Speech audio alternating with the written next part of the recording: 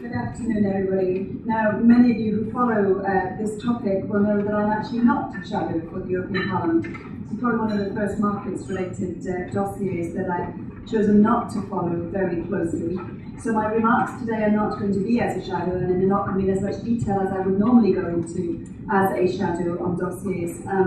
However, that's mainly because I'm actually in and out of trialogues right now. I finished MiFID trialogues yesterday, and we continued the debate ever since, and I'm actually just preparing for a CSDR trialogue this afternoon, on which I'm the rapporteur. So my apologies, Wednesday is Market Abuse Directive and regulation, so we have a large number of dossiers at the moment that I'm in trialogue on, and that's leading an audit, which is also in trialogue. So I have 4 in 1 week, and so my apologies that this is a flying visit to come and talk to you. But I think in terms of me talking on benchmarks, I am not the expert. However, because I do work on markets-related dossiers, I think I probably am in a position that I can at least give you a flavour of the context in which this legislation has arrived and the reasons why, as politicians, we feel it's really important that something is done. And I think it's fair to say that as somebody who has actually worked in the financial markets before I became a politician, I'm probably a little more understanding of some of the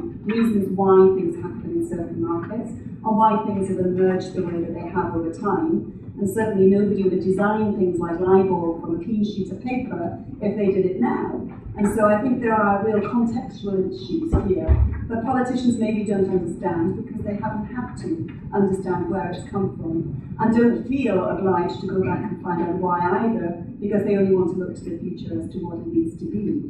And so I think the theme of all the markets-related dossiers that we're working on in the Parliament, and there have been many since I was elected in 2009, I don't feel that we've actually stopped at all in the speed at which they're coming at us. But the theme throughout all of them has certainly been that we're trying to, yes, make the markets more efficient, we're trying to make the single market in financial services work across the 28 member states. But we are also trying to make sure in the wake of the financial crisis that we actually have a tighter regulatory system that is applied across the whole of the EU, and in some cases like derivatives across the whole of the world. And yet we're also trying to reduce systemic risk in the system because it was very obvious that there were risks in the system that weren't necessarily accepted previously, and the interconnectedness of those risks across different dossiers is now fully apparent to everybody. So I would say this dossier, of all things in terms of benchmarks and indices, is probably one of the more politicised dossiers that are coming out. It's coming out because there have been scandals. And we cannot get away from the word of scandal. If there have been practices that are completely and utterly unacceptable to people in the marketplace, let alone people observing from outside. And so as harsh as it may sound, the word scandal is appropriate, and we shouldn't underestimate the problem that we now have with market confidence. And I'm not necessarily talking about market confidence of participants, the experts in the marketplace. I'm talking about the lay people, the people out on the street, the people who actually come out and vote for politicians, the people who actually stop me on the street on a weekend and say, what are you doing about it? And it's not just one scandal, we have had multiples of them and they're still ongoing. So every time people pick up their newspapers and they read a version of what's going on, they're hearing about some other aspect of financial services that has got its own issues to deal with.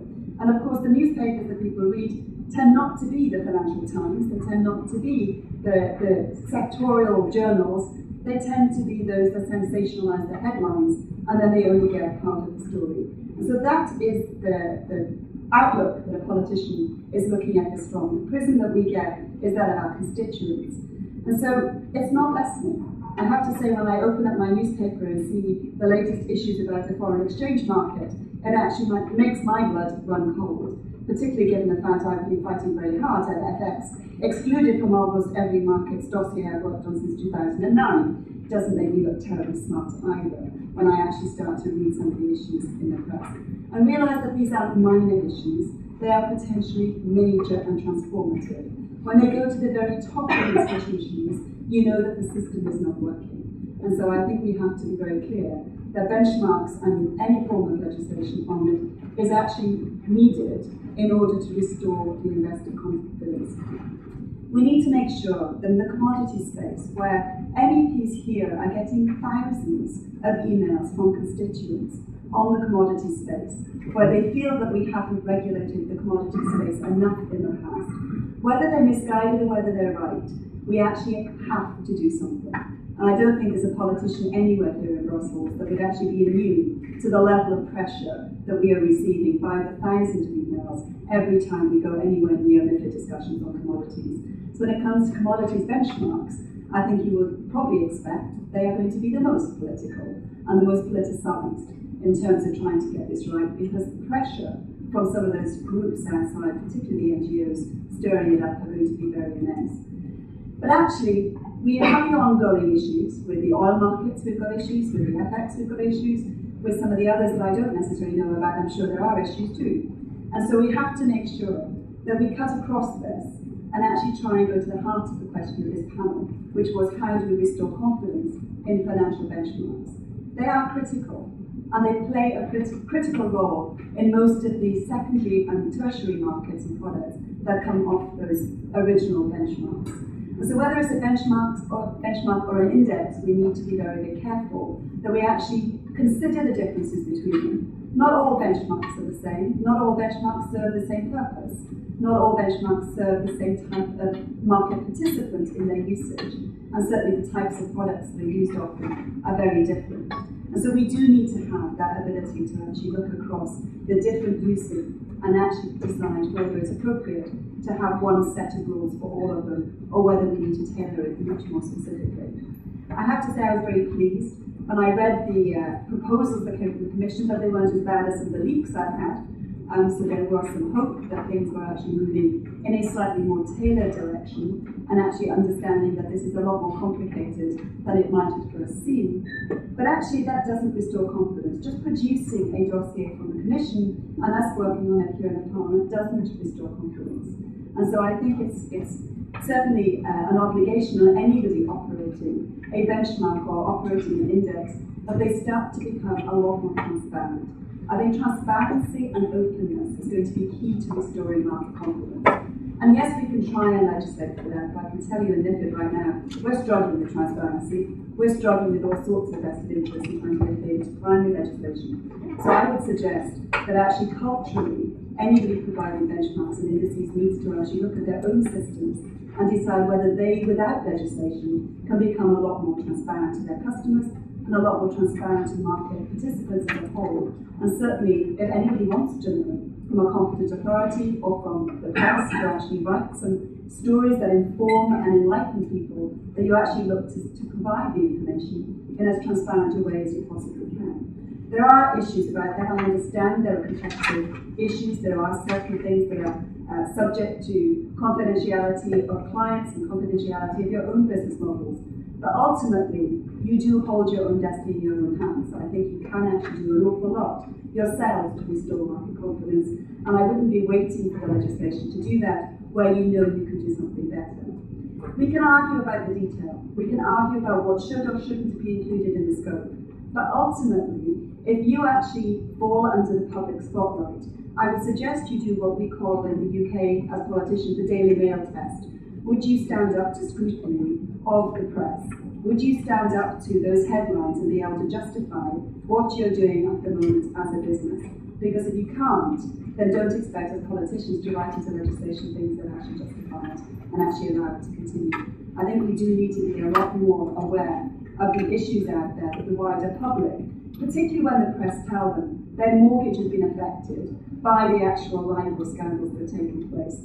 That they're now hearing that there are certain institutions who are choosing not to share information because of potential liability issues. That doesn't send a very positive message to those institutions who are withholding that information. And so the wider public may not understand the detail of the situation, but they understand enough of the headlines that they're reading to be actually worried and therefore have a lack of confidence in the entire system. And I think benchmarks and indices are so integral to that confidence that we really do have to look across the piece. I would actually question whether or not EU versus national is the right discussion we should be having. I think most of these benchmarks are not even regional. They're certainly not EU benchmarks. Most of these are used globally. And so if we actually restrict our conversation to EU only, and actually put a set of rules in that only apply to EU institutions, only apply to EU benchmarks, we're doing the rest of the financial markets a disservice. I think this needs to be broadened out, and we need to find a forum that allows us to do that, and I suspect the G20 really does need to take a lead on this. Certainly on the EMEA legislation I've worked on for derivatives, it was a lot easier to cut through much of the legislative barriers when it was in a global context, rather than actually thinking that this is only a regional answer, rather than looking at it in a much broader context. So I get very cross when the people are talking about national systems and the national competent authority. In this context, most of these benchmarks are not national, they are not European, they are global.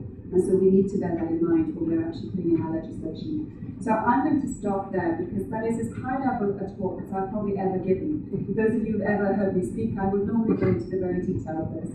But it isn't my dossier, and actually I'm here to deliver that message of, I am a politician, I'm getting in the neck every single week that I go home. Nobody's ever cared about any financial dossier I've worked on so far, with the exception of the commodities component of MiFID. But I can tell you benchmarks and indices have hit the popular press, and therefore they are being discussed in the constituency. They are now very topical, and so actually to expect politicians to ignore that would be foolhardy. So I think you need to actually work on that parameter, make sure you build it into what you're actually proposing, and come up with solutions.